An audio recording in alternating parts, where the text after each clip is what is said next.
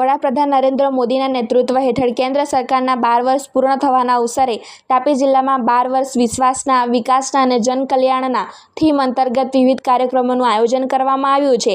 આ ઉજવણીના ભાગરૂપે રવિવારે વ્યારા નગરપાલિકાના સભાખંડ ખાતે જિલ્લા પ્રભારી અને આદિજાતિ વિકાસ મંત્રી નરેશભાઈ પટેલની અધ્યક્ષતામાં પત્રકાર પરિષદ યોજાઈ હતી। પત્રકાર પરિષદને સંબોધતા મંત્રી શ્રી નરેશભાઈ પટેલે જણાવ્યું હતું કે ગત 12 વર્ષમાં દેશની તસવીર અને તકદીર બંને બદલાઈ છે।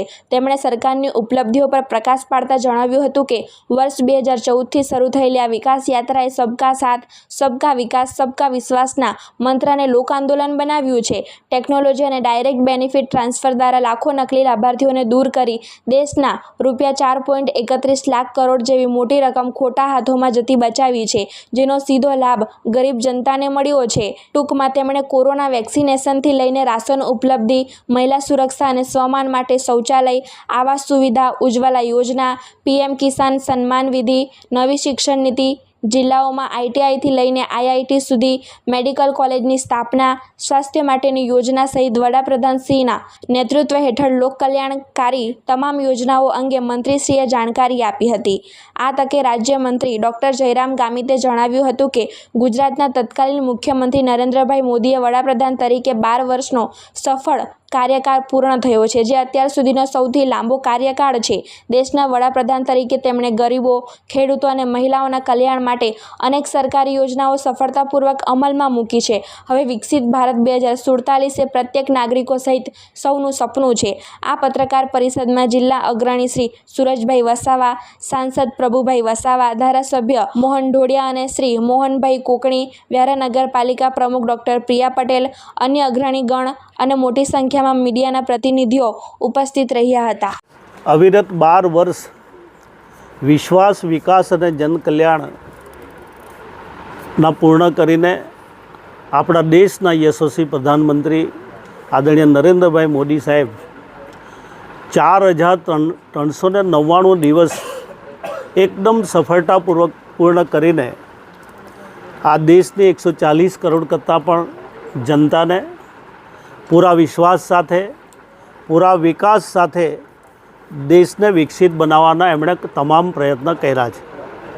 એમણે હર હંમેશ માટે ગુજરાતની અંદર 4600 દિવસ જ્યારે પૂર્ણ કરેલા અને આજે 25 વર્ષ સુધીનું લાંબુ શાસન, એક પણ પ્રકારની કાળી ટીલડી નહીં એને ડાઘ પણ લાગવા દીધો નથી। પોતાનું પરિવાર નહીં પણ આ દેશની 140 કરોડ કરતાં જનતા પોતાનું પરિવાર સમજીને એમણે જે સફળતાપૂર્વક જે આ દેશની અંદર જે જનકલ્યાણના જે કામો કર્યા છે એ ચોક્કસ રીતે આજે આ દેશની ખૂબ સારી રીતે જનતા નોંધ લે છે। ને એટલા માટે તો આપણે સૌ જાણીએ છીએ કે બાંગ્લાદેશની અંદર પણ છેલ્લે જ્યારે પરિણામ આવ્યું છે ત્યારે પૂરો દેશ આજે આદરણીય નરેન્દ્રભાઈ મોદી સાહેબને ખૂબ ખૂબ શુભકામનાઓ પાઠવે છે। એમણે ગરીબોને કેન્દ્રમાં રાખ્યા છે, ખેડૂતોને કેન્દ્રમાં રાખ્યા છે। અનેકવિધ યોજનાઓ દ્વારા કોરોના મહામારી હોય, 81 કરોડ કરતાં વધારે લોકોને મફત અનાજ આપવું, આ દેશની જનતાને વેક્સિન આપીને સલામત રાખવા, આ દેશના ખેડૂતોને પ્રધાનમંત્રી કિસાન નિધિ દ્વારા એના ખાતામાં 6000 રૂપિયા નાખીને ખૂબ મોટી માત્રામાં આ દેશના ખેડૂતોને મદદ કરવાનો એમણે પ્રયત્ન કર્યો છે। આદરણીય નરેન્દ્રભાઈ મોદી સાહેબે આવનારી નવી પેઢીને પણ સ્કિલ તરફ દોરવો, સારા શિક્ષિત બનાવવા, ગુણવત્તા સાથે એને શિક્ષણ મળે અને અનેક પ્રકારની વ્યવસ્થાઓ આ દેશની અંદર એમણે ઊભી કરી છે।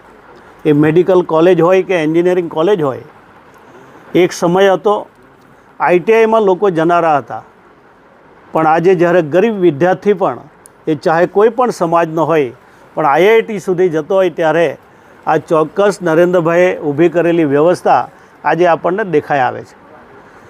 આજે જ્યારે નરેન્દ્રભાઈ વીજળીકરણની હું વાત કરું તો 100% આજે આખા દેશની જનતાને દરેક ઘરને વીજળી આપવી, દરેક ઘરને નળથી પાણી આપવાની યોજના હોય, અનેક ગામને રોડથી કનેક્ટિવિટી આપવી, આ અનેક પ્રકારની વ્યવસ્થાઓ એ આપણે આજે જોઈ રહ્યા છે।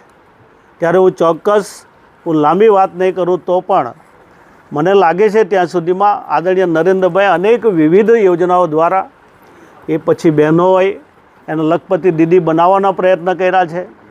બહેનો માટે એને સમાનભેર જીવી શકે એના માટે શૌચાલયથી લઈને આવાસથી લઈને ઉજ્જવલા યોજનાથી લઈને અનેક પ્રકારની યોજનાઓ બનાવી 33% સુધીનો એને દરજ્જો આપવો, એને મહત્ત્વ આપવું. આમ દરેક રીતે જે રીતે એમણે કામો કર્યા છે એ જનકલ્યાણના જે કામો કર્યા છે, એક સેવક બનીને જે સેવા કરી છે, દેશને સુરક્ષિત બનાવવા માટે અનેક પ્રકારના પ્રયત્નો થયા છે. દેશ સુરક્ષિત તો 100% દેશ વિકસિત બની શકે એ દિશામાં આત્મનિર્ભર દેશ બનાવવા માટે અનેક પ્રયાસો ચાલી રહ્યા છે. મને પૂરો વિશ્વાસ છે કે જે બાકીના દિવસોમાં પણ આદરણીય નરેન્દ્રભાઈ એક જનસેવક બનીને ખૂબ સારા કામો કરવાના છે. હું ભગવાનને પ્રાર્થના કરું કે એમનું સ્વાસ્થ્ય દીર્ઘાયુ બક્ષે અને વર્ષો સુધી આ દેશની જનતાને ખૂબ સારી સેવા આપી શકે, અનેક પ્રકારના કામો થઈ શકે. અને ભારત દેશ, અમારા પૂર્વજનો પણ કહી ગયા છે કે ભારત માતા એક દિવસ એ શિખર ઉપર બિરાજમાન થશે. મને લાગે છે કે એ દિવસો પણ ખૂબ દિવસો ટૂંક સમયમાં આપણો દેશ, મને લાગે છે ત્યાં સુધીમાં આજે 4થા નંબરે છે, એનાથી પણ આગળ વધીને એ દેશ પ્રથમ નંબરે કેવી રીતે પહોંચી શકે એ માટે અનેક પ્રયાસો ચાલી રહ્યા છે. આપણે સૌ નરેન્દ્રભાઈને સહકાર આપીએ અને એમના સ્વાસ્થ્યને ભગવાન હર હંમેશ માટે ચિંતા કરે, મદદ કરે, કૃપા રહે એવી પ્રાર્થના સાથે હું મારી વાતને વિરામ આપું છું.